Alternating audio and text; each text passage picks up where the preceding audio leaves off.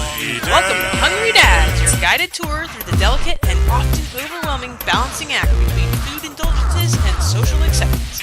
And now, as always, here are your hosts, Rod Budget and Hugh Gallen. Hello and welcome to episode 19 of Hungry Dads. I'm Rod Budget. I'm Hugh Gallen. And tonight we have a breakfast episode. We are talking all things breakfast. How you doing over there, Hugh? I'm doing really good. Thanks, Rod.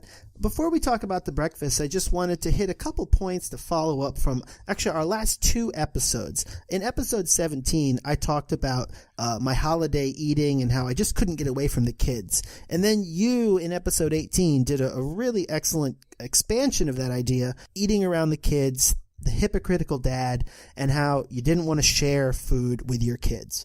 And since those two discussions, I've actually been paying attention to this phenomenon a little more closely, and I think I have a strategy that dads might be able to use when faced with this problem. And the problem, again, just being that your kids want to eat whatever it is you're eating. First, I'll share a strategy that I have not employed and I don't recommend employing, but I want to admit here and now that it crossed my mind. It was, as I'm eating something, especially for my daughter, I had considered telling her, no, you can't have any. This has nuts in it. She has a nut allergy, and I thought the one thing that's very good about her is she never complains when something has nuts in it. She knows it's dangerous for her, so she never touches it. So I thought I could definitely exploit this. If I just tell her it has nuts in it, she's not going to harass me. But that seemed like really bad karma. That's tough. And so it just seemed like, tempting fate or really, really abusing a situation. So that is something I did not do and I don't recommend doing. As much as we, want to try to be covert, as we talked about, and, use strategies to keep our kids, I do want to avoid overt lying, and especially overt lying about something that is a legitimate medical issue. But here's one thing I have employed, and it's worked pretty well so far, especially with meal foods more than snack foods. But nonetheless, I have begun to have a great affinity for hot sauces. Mostly for this reason. If I could put hot sauce on something, I have been. Because then I tell my daughter, it's spicy. She's welcome to try it, but she already knows she's not going to like it. Dousing my food in hot sauce has seemed to create a barrier between my food and their desire for my food. So just something to think about. If you happen to be a fan of spicy food and your kids won't leave you alone, throw some hot sauce on it, offer it to them. They probably won't take more than one bite. Yeah, that's great advice. I never thought of that. I'm not a huge hot sauce fan, but maybe I could throw some vegetables on. Hungry Dads! I also have a brief follow-up from episode 11 where we discussed McDonald's new marketing campaign and their kind of honesty push and, being very forthright. When I was reviewing their new marketing materials on their website, they had an infographic on their Chicken McNuggets. You may recall that I was quite surprised and he was surprised to learn that they claimed that they had 4 iconic shape of Chicken McNuggets. So I asked some people if they knew about it, and literally no one knew this. So I'm glad to say that I went out and finally got some Chicken McNuggets last week and examined them for the iconic shapes. I forget the exact shapes. One of them was a bell, and I think a bone was another one. And I've got to tell you that these things look nothing like any of the shapes they claim to have out there. One of them kind of looked like a profile of George Washington. Another one looked somewhat like a Space Invaders alien from the classic game Space Invaders from the 80s. But really, that's about it. Out of my 6 nuggets, 2 looked like that. So I don't know what incentive they had to come up with these shapes, or if it was a new thing, or something they dug out of the archives from when they were originally invented, but it just struck me as bizarre, and I can confirm my already, pretty strong suspicion that the McNuggets do not look like any particular shape. That's disappointing to hear. I thought that was great trivia, and the fact that it has proven to be false is disappointing. Shame on you, McDonald's. Wow, Hugh, of all the things to be mad about of McDonald's, you come out harshly against the McNuggets. I think that's fair. Hungry Dads! So with those follow-ups out of the way, let's talk breakfast. We spent a lot of time talking about snacking and soda. We've touched on some dinner and lunch topics, but we really haven't spent a lot of time on the podcast yet talking specifically about breakfast. And I have all this stuff laid out here, so I'll fix anything you'd like for breakfast. What would you like? Well, there only one real thing me have for breakfast. Only one kind of thing me ever have. Oh, really? What's that? Me have a soft boiled cookie Cookie? with a glass of cookie juice on the side. So Hugh, what do you think of when the word breakfast is thrown out there? And I don't mean specific breakfast foods, but, what are some general thoughts and feelings about breakfast and how society views breakfast? Well, the first thing I think about is, you've always heard it's the most important meal of the day. And we've all heard it, and I assume it's true.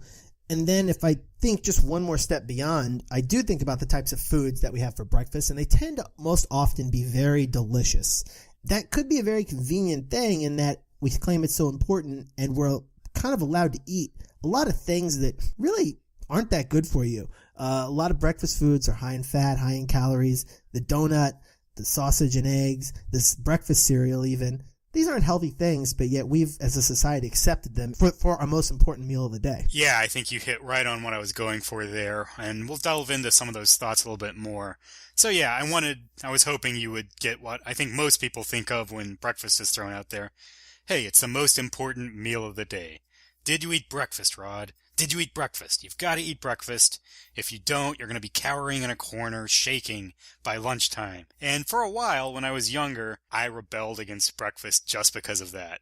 I would not eat breakfast because society was telling me if I didn't eat breakfast, I was just in big trouble. And you wanted to prove that you were strong enough to make it to lunch without breakfast. Not only that, I was strong enough to make it to lunch without breakfast, and I felt fine when I was younger. I think, breakfast, it's an interesting meal from that perspective. And also, breakfast, we're usually in a rush. You're usually trying to get out the door, get to school, get to work, whereas lunchtime is usually scheduled, or, you take a lunch break at work or school. Dinner is kind of leisure time. You're at home after the day, you're relaxing. But breakfast, you're kind of on your own, and you're usually rushed unless it's the weekend. But during the week, it's a big rush. And another point Hugh made is breakfast is generally not great for you. I wouldn't go to the extremes of, none of it's good for you. You should probably eat some fruits with breakfast every once in a while. But an interesting point is there's almost no vegetables involved in breakfast foods. I guess in an omelet sometimes there are peppers and mushrooms and things like that. But it's interesting to me that there are no vegetables in breakfast foods. So as you said, breakfast is generally not the healthiest thing, and it's interesting that there are no vegetables in breakfast foods except for maybe a few omelets with peppers and onions and mushrooms. Another interesting aspect of breakfast is that at many restaurants it's advertised that breakfast is served all day because people love breakfast foods in general. Even brunch was invented to kind of combine breakfast and lunch on the weekends. Another interesting thing is, breakfast is served all day, but it's hard to get a cheeseburger at 7 in the morning. It's hard to eat meatloaf in the morning. So there's been some crossover with dinner foods making it to breakfast with things like breakfast burritos and steak and eggs and, these egg casseroles. But that's still always incorporating, some sort of breakfast item, usually eggs, and throwing in a dinner item with it. Whereas with breakfast, if you're eating it for dinner, you're just eating the breakfast item. So I think it's an interesting dynamic. Using hindsight to look at the breakfast topics that you just brought up, I suppose it could be argued, and it'd have to be proven, that because breakfast is that meal that everyone needs to be convinced to eat, it's been created in such a way to avoid things like vegetables that people don't like to eat anyway. And it has incorporated into it what seems to be a predominance of unhealthy options. So maybe society, we unintentionally and slowly kind of said to ourselves, well, you gotta eat breakfast, so let's try to make breakfast a little more attractive. All right, no vegetables. Here's the deal. Eat your breakfast, but tell you what, no vegetables. Save that for lunch. You know what? Let's go one even further. Here's some fried dough. Will you eat that for breakfast? No? How about some fried meat? Will you eat that for breakfast? In other words, why have we needed such convincing to get breakfast in ourselves? And I don't know the answer to that. So with all that set up as background, I want to have a little bit of an interactive session with Hugh now. And Hugh, I want you to run down your breakfast habits for the following 3 stages of your life. Maybe they're all the same, I don't know. I'll give you kind of my input along the way as well. Mine have changed, but I think it's interesting, to examine. So as a child growing up, when you were, a young child from, say, kindergarten through, middle school, what was your breakfast routine, in general? What were you eating in the Gallon household? stuff that tasted pretty good. Bowl of cereal, donuts, toast with butter and even cinnamon sugar. Generally delicious type things. There was little to no pressure about eating fruit for breakfast. Yeah, same here. I would have a lot of cereal, some toast. On the weekends, or if I was visiting my grandmother especially, pancakes were a big treat. Waffles every once in a while. But generally during the week, it was sugary cereal and toast or cinnamon toast, which was quite excellent. So how about, kind of when you went off on your own to college and maybe as a young adult starting out in New York City, what were you looking at for breakfast though? Breakfast was probably a non-factor at that point. I lived a lifestyle like many did, where I did as much sleeping in as I could, which even in the stage of life where I was getting up for work meant I was getting up and just getting myself to work. Probably from time to time a muffin that I'd pick up at the corner store or something like that if I was just not even so much because I thought I needed breakfast, just because I wanted to eat a muffin, which is basically just a small cake. At that stage in life, I don't think I did anything that one could call a habit. If anything, the habit was I didn't eat breakfast. Yeah, this is interesting because, again, I usually skipped breakfast in college. And even, when I was a young professional, I think I would skip breakfast just because I'd rather sleep a little longer and I was too lazy to do anything. I just wanted to get to work, and I was fine with that. I think, we were younger, we were in better shape, our bodies really didn't need it. Every once in a while, I would grab, like you said, something unhealthy, maybe a donut, maybe a fast food sandwich if I was, really hungry or hungover for some reason. That would do the trick. But in general, I skipped breakfast. So that brings us to present day or, becoming an adult, a dad. How about these days? What are you doing for breakfast? Nowadays, I am full of better intentions to the point that more days than not, I travel to work with fruit. Apples and oranges being my most common, and a good amount, two or three items, total. And I would say I end up eating those at a breakfast time period, maybe every other day. I end up getting to work. I don't have the appetite for it yet. It sits there. I get busy. I do end up eating them before the end of the day most of the time, but not as breakfast. So again, I got to say, I try to be conscientious. I try to make it a healthy breakfast, but I don't end up eating it at breakfast. On the other hand, if I travel to work with 2 donuts every day, I don't think I'd forget to eat them. So I don't know what's the greater sin, skipping breakfast or, maybe getting my breakfast in but having it be donuts. I got to think that trying to eat fruit and succeeding occasionally is better than successfully eating a donut every morning. I don't know. What do you think? I definitely think skipping the donut is probably better, but I think there are breakfast zealots out there who would just say, hey, eat the donut. You got to get your body going. You got to get some carbs in there. So maybe we should be eating donuts. I don't know.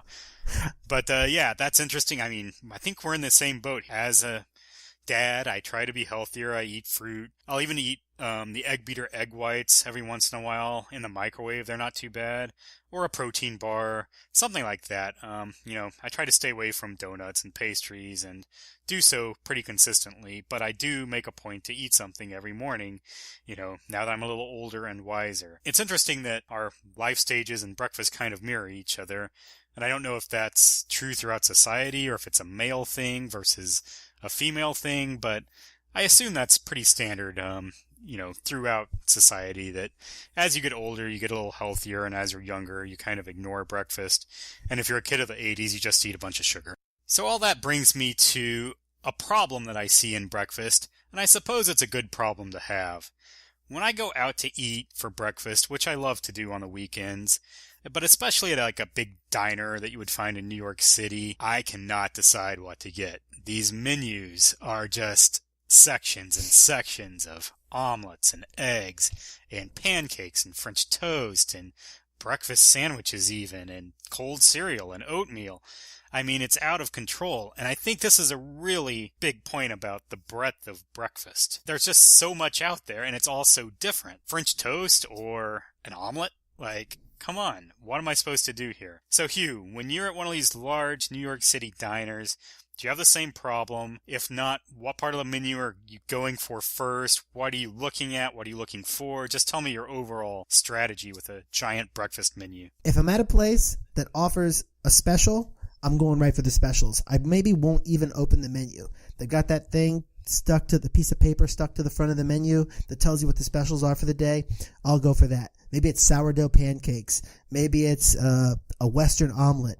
I'll usually just go from that and consider myself pretty satisfied. Because you're right, to dive into that menu and start considering all the options, especially at a diner, a true diner with a full menu, you really got to just limit yourself. So you're saying that you love all breakfast items about equally to the point of you're just going for the special because you know you're going to like it regardless. Yes, and rightly or wrongly, I assume it must be special. I think that is a great strategy that I have not thought of before because it kind of makes a decision for you. And I'm in a similar boat where I really love virtually all breakfast items that would be on a special. Happy to help. Hungry Dad! So Rod, when I was a little boy, I have a clear memory of one time where I think it was maybe I was blowing out my birthday candles and I made a wish. And the reason I remember this so well is because after I made the wish, my mom asked me, what did you wish for? And I said, well, if I tell you, the wish won't come true. And she convinced me that you can tell your mother and it might, and it won't ruin the wish. So I told her what my wish was. And the wish was that I wanted to try every type of cereal in the entire world. That's an amazing wish. Wow, you're way more creative than I was. I wished for a baseball glove. It was a sincere wish, and I really remember after telling my mom being a little embarrassed because she goes, wait, what? Because I think she expected to hear baseball glove or something normal. She was horrified. And I remember thinking, okay, maybe that was an odd wish, but to this day, I stand by it. And I think that story illustrates a few things. First and most obviously, my passion for cereal. And that's what I want to talk about is breakfast cereal. And we'll get into that in a minute. But what it also illustrates, at least in my opinion, was the pervasiveness of breakfast cereal in a young person's life and the advertising to kids of my generation. I wanted cereal more than toys. And the reason I wanted it was no doubt because of the advertising, but also probably just because cereal is delicious. Do you think anyone would disagree that cereal is delicious? I think there's a spectrum of cereals out there. I think the vast majority of them are delicious, especially the sugar-based ones, and even most of the non-sugar-based. I think when you get into some of the, Fiber One type stuff, people might disagree, even though I don't mind Fiber One or fiber cereals, but I think some people might think they're not that tasty. Have you met anyone who just universally says, nah, breakfast cereal, cold breakfast cereal, don't like it? Not that I can recall, no. I'm sure those people exist, but I'm willing to guess it's a vast minority. So I'm going with the idea that breakfast cereal, and we're talking cold, ready-to-eat breakfast cereal, it's pretty much one of the most ubiquitously loved items out there. While we're talking about it, you tell me, are you a fan of breakfast cereal? Yeah, I'm a fan. I wouldn't say I'm, the enthusiast that you seem to be, but I like it. It was a pretty integral part of my childhood growing up, similar to your own. I think children of the 70s and 80s grew up, like you said, with the cereal advertising and mascots and the sugar cereals all around us.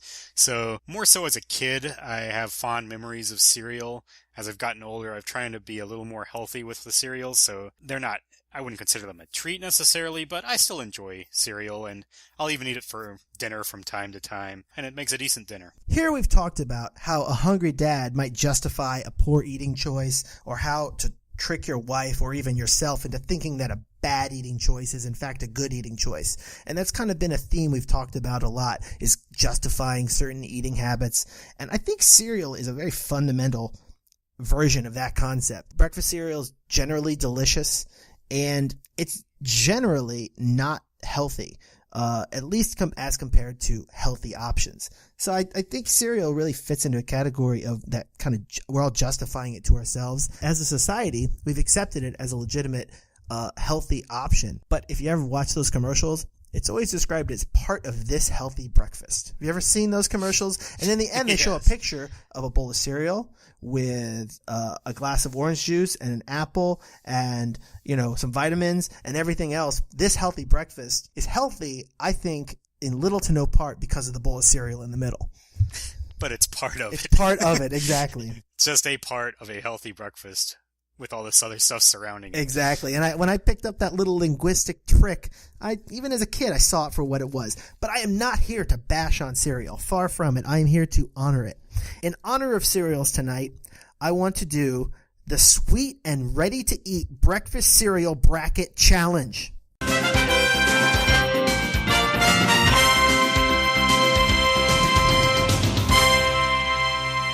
Wow, this is amazing. So I have crafted a Sweet 16 of cereals. I have created this bracket system based on, we did a little bit of preliminary conversation, and you told me what some of your preferred breakfast cereals were, and I rounded it out with some of the best-selling cereals out there. And I want to just take you through the brackets point by point and have you make your picks. Now, just to give you a little bit of guidance here, I don't think I want you to do here is I don't want you to pick your favorite. That's potentially boring. And I don't want you to pick the best, because that's just an opinion. What I want you to try to do is take the reasoned and rational Hungry Dad's approach and methodology that we've always tried to take on this podcast. Support your decisions with evidence and pick the cereal that you would choose if it was the only cereal you were allowed to eat for the rest of your life. Wow. Okay, so a scientific approach, considering that it's the only cereal I could eat the rest of my life. I'm going to give you some time to let that sink in, and I want you to come up with your own strategy and considerations.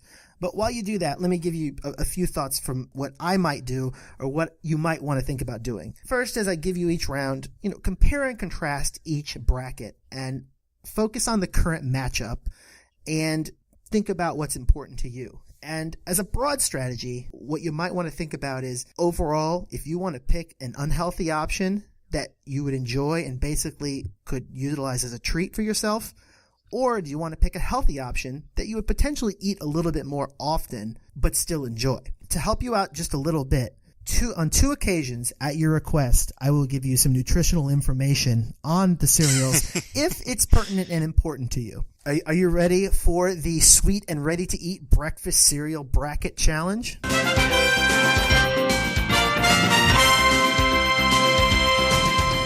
Yes, I've gone over it in my head and I'm ready to go. You can certainly imbue your own personal opinion here. At the end, this is going to be your lifetime cereal, but I definitely want you to explain to our audience why you might be picking one over the other as best as you can. Sometimes, you know what, it's just going to be a gut choice. So let's get started. Our first matchup is Peanut Butter Captain Crunch versus Lucky Charms. This one's pretty easy for me. Peanut Butter Captain Crunch is the winner. Lucky Charms, I know a lot of people who liked them growing up and were fans. It was kind of on my I'll eat it, it's pretty good list, but the Lucky Charms, the charms taste amazing, the marshmallow charms, but the other kind of dog food shaped nuggets of grain cereal I never found particularly appealing. Whereas with Peanut Butter Captain Crunch, it really tastes like peanut butter, which is delicious. And also the shape is, it's a nice, round, easy-to-eat shape. All right, well reasoned. I was going to say, it's funny, so when you think about Lucky Charms, you like the charms, the marshmallows the best. I admit this is a little backwards, but cereal marshmallows always gave me the willies. Biting down on it had a weird texture in my teeth that kind of made me shiver. So it's not to say I never liked them, but they turned me off a little bit, to be honest. So I actually would make the same choice as you for what it's worth. They're extremely sweet marshmallows, and they do kind of dissolve in your mouth. Okay, the next round is Chex cereal, and if it helps, I'll let you pick rice, wheat, or corn versus Rice Krispies. Ooh, that's tough, because these are both relatively flavorless cereals. They're not sweetened. I've always been against Rice Krispies because they portrayed themselves as this fun snap, crackle, pop. Yeah, we're fun, we're for kids, but they don't taste very good. There's no sugar on them. Corn Chex, I'm a fan of. I like the corn flavoring, so I'm going to go with Corn Chex. I like the matrix approach of the corn shape. It traps some milk in there.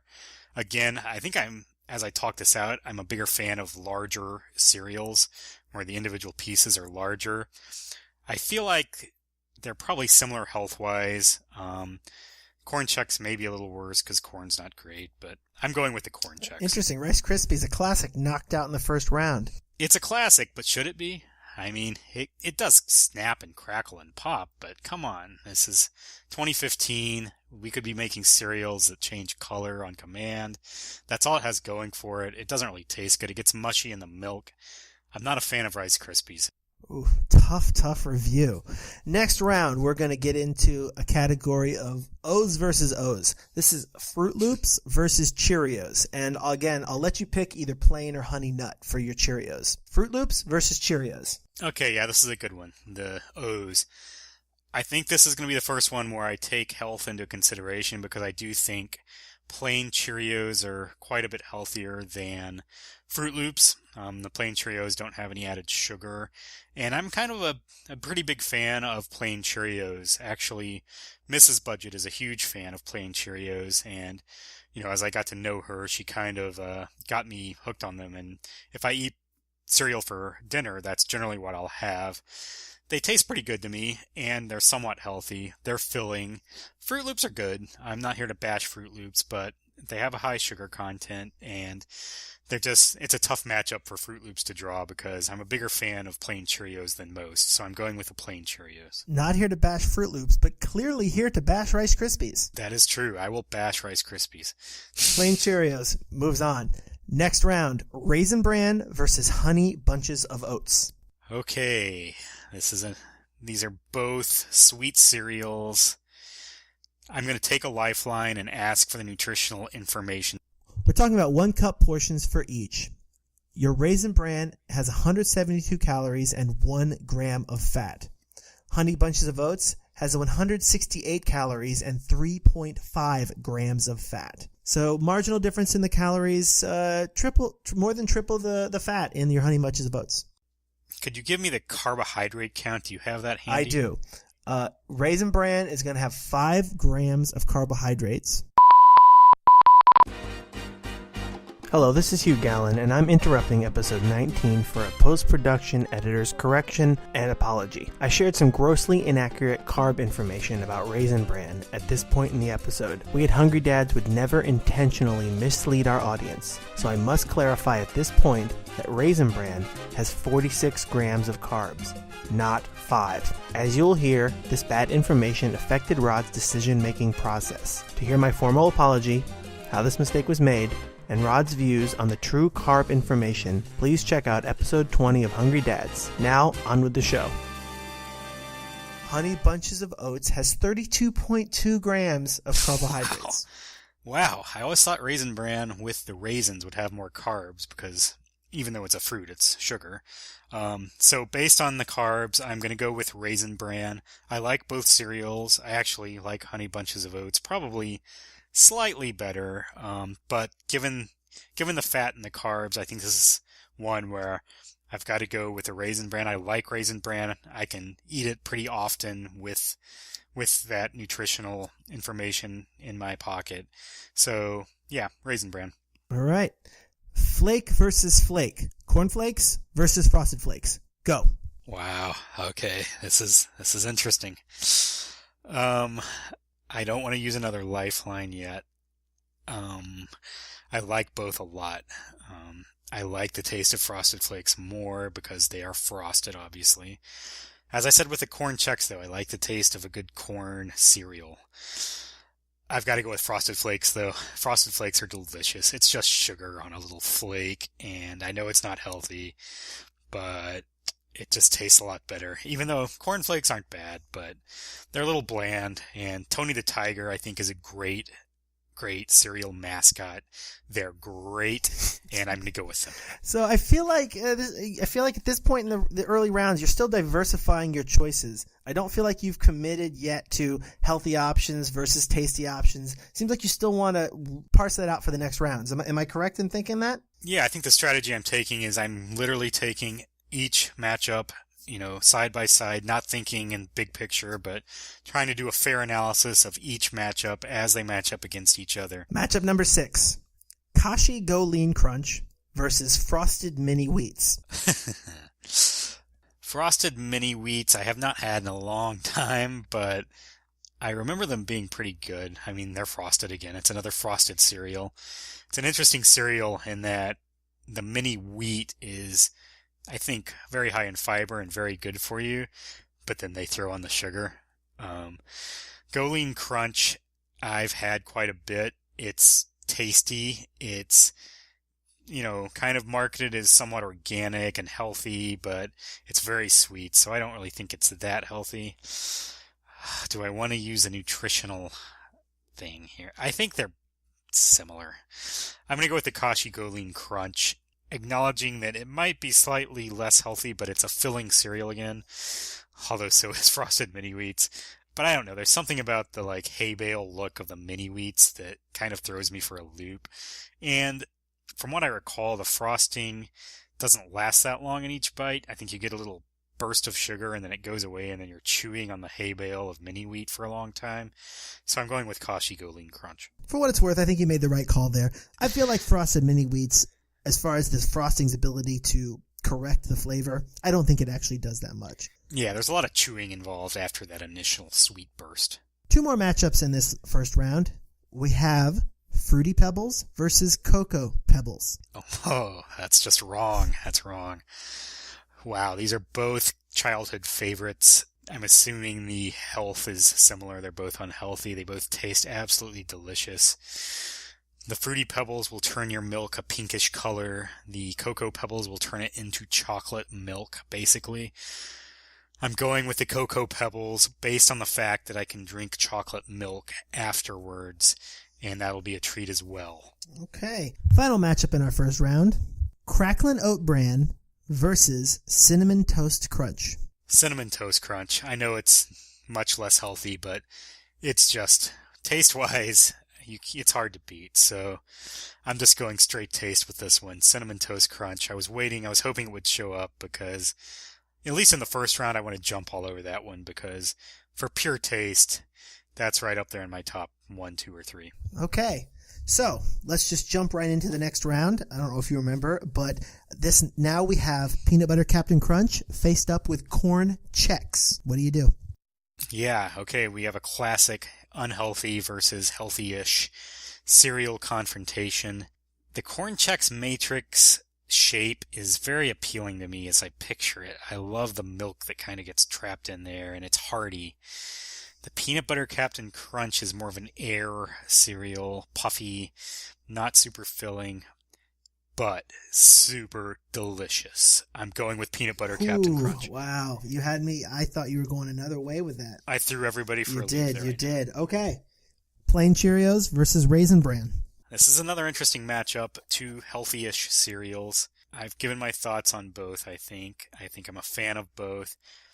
With Cheerios, you don't have the sweetness. With Raisin Bran, you do. Here's my decision. I would, without knowing the nutrition of Raisin Bran, I would pick Cheerios because I would assume Raisin Bran has more carbs and quite a few more calories, but I don't think it does now, and I think it tastes better, so I'm going with Raisin Bran. Whoa, again, you threw me off there. You seem to have a real emotional affinity for Cheerios. I did not think that they would go off even this early. I do have an emotional affinity, but when it comes down to it, they're still kind of a health cereal. And this is the cereal you're going to eat, the only cereal you're going to eat for the rest of your life. In our second round, Frosted Flakes versus Kashi Go Lean Crunch. Okay, I'm going to ask for my second and last nutritional lifeline. Kashi Go Lean Crunch has 200 calories in a 1-cup serving with 3 grams of fat. Frosted Flakes has 156 calories and 0 grams of fat. Can I get the carbohydrate count, please? Country of origin. Carbohydrates for Kashi Go Lean Crunch is 38 grams. Carbohydrate for Frosted Flakes are 37.5 grams. Wow. Oh, I've got to go with Frosted Flakes. It's healthier, which is somewhat surprising. Based, again, I think this is a great case of marketing. Go Lean Crunch markets itself as, somewhat organic. Kashi's a kind of health brand, but after hearing that, it's not at all healthy. Frosted Flakes is much healthier, actually. Similar with the carb counts, because it has a lot of sugar, but I think Frosted Flakes tastes better. I think it's a nice flake cereal. I can eat a decent amount of it. I'm going with Frosted Flakes.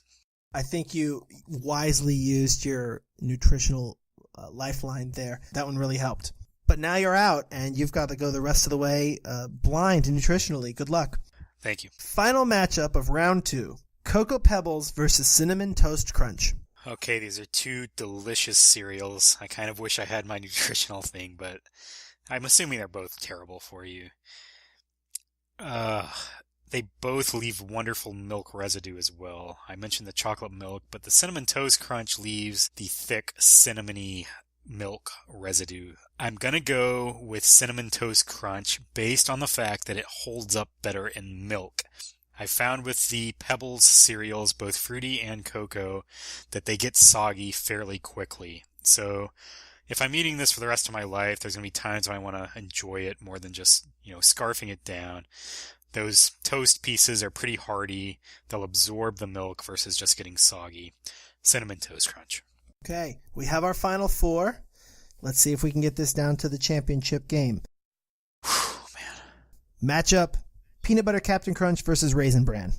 This is a health versus taste scenario. We're getting down to the end, so it's interesting. I have to start making bigger picture decisions here. I'm going to be completely honest, Peanut Butter Captain Crunch is my favorite tasting cereal of all time. However, I realize that it is terrible for me. Raisin Bran tastes pretty good. The raisins are sweet. The bran does not taste that great, but it's healthy-ish. I'm going to go with the Raisin Bran. Right. I feel like it's the responsible decision. I'm so torn, but I've got to be realistic and put myself in the mindset that I'm eating this for the rest of my life. I want to live as long as possible. I'm going with Raisin Bran. All right. And up against Raisin Bran will be the choice between these two. Frosted Flakes versus Cinnamon Toast Crunch. I have the nutritional values for Frosted Flakes, which weren't as bad as I thought they would be. There's a lot of carbs. Cinnamon Toast Crunch I know is terrible, but is it really that much more terrible than Frosted Flakes? From a sugar standpoint, probably not. And I think it tastes quite a bit better. It's probably my second favorite behind the Peanut Butter Captain Crunch.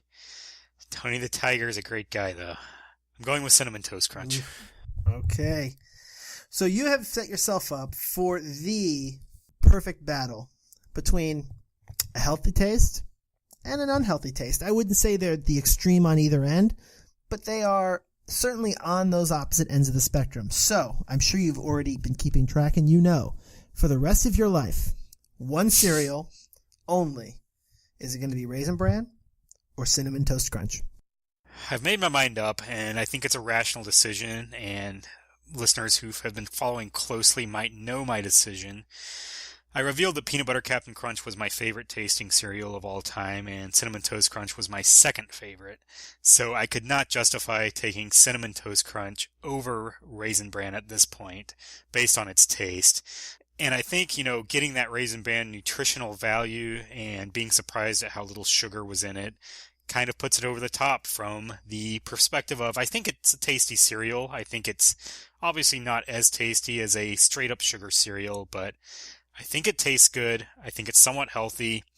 I will eat Raisin Bran for the rest of my life.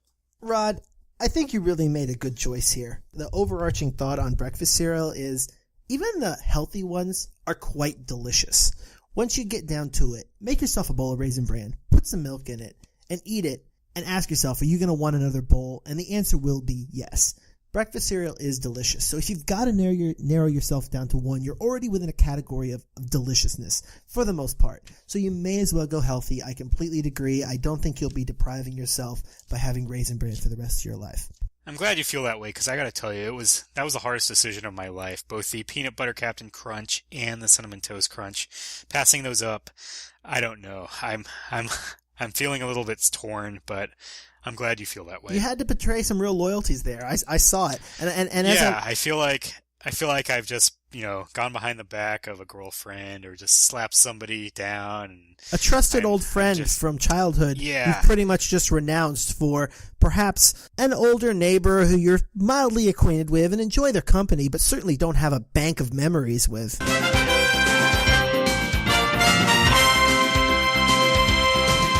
So, Rod, I want to go to the first round, and you said something very, very interesting that I have to expound on. It was the final matchup of the first round, Cracklin' Oat Bran versus Cinnamon Toast Crunch. And you said, without question, without hesitation, I know Cracklin' Oat Bran's healthier than Cinnamon Toast Crunch, but would you be surprised to hear on the list of cereals I gave you, Cracklin' Oat Bran is by far the least healthy of these options. Have you ever had Cracklin' Oat Bran? I have, not often, but I have had it, and yeah, that's very interesting because I wouldn't be shocked to, hear that it's comparable, but to hear that it's by far the worst is a little bit shocking. I think, yeah, they threw bran in the title and just made a terrible cereal that tastes great. Let me just give it to you by the numbers here. I made a list of these and I rated them, I listed them by calorie. Cracklin' Oat Bran has 300 calories in a 1 cup serving and 9 grams of fat.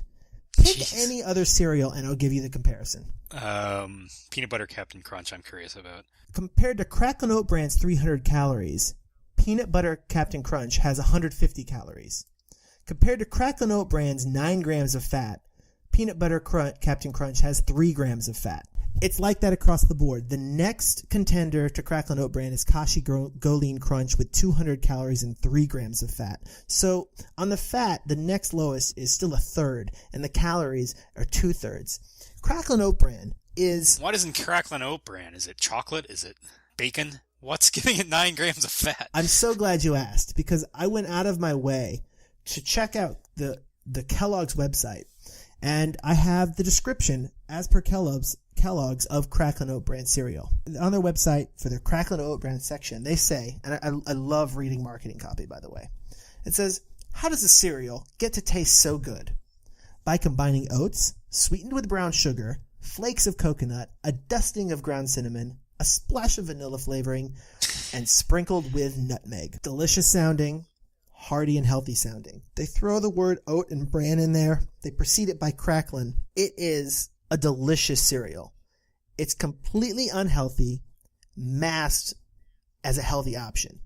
The name, the look, it even tastes like it's healthy while simultaneously being delicious. But it is a notoriously unhealthy cereal that if no one's bothered to look at the nutrition, they'd never know. I wish I'd never looked at the nutrition label myself. I would love to live in the blissful ignorance that Cracklin' Oat Bran is giving me all of my oats and all of my bran and somehow tastes like cookies. Hungry Dads! Visit our website at hungrydads.com. Follow us on Twitter at hungry_dads. This has been a Hungry Dads production. I have marshmallows for teeth. Shame on you, McDonald's.